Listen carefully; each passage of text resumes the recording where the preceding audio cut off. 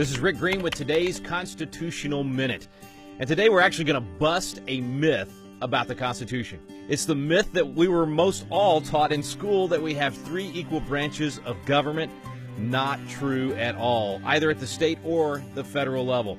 If you go to the instruction manual for the United States Constitution, that would be the Federalist Papers, given to us by Alexander Hamilton and John Jay and James Madison, they told us which branch was supposed to be the strongest. Madison, for instance, in Federalist 51 said the legislative authority necessarily predominates. In other words, that's the dominant branch, the most powerful. That's why we spend so much more time in the Constitution in Article 1 on the legislative branch. And then Alexander Hamilton tells us in Federalist 78 that the judiciary is the weakest.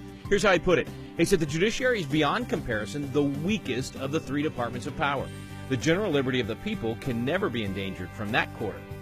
I wish that were still true today. Now, it would have been true if we had stuck to the Constitution, if we had followed the separation of powers.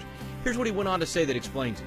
I mean, so long as the judiciary remains truly distinct from both the legislative and the executive. So in other words, if the judiciary doesn't get over here in the legislature making law, or in the executive branch enforcing that law and implementing that law, then we don't have to worry about the judiciary taking away our freedoms.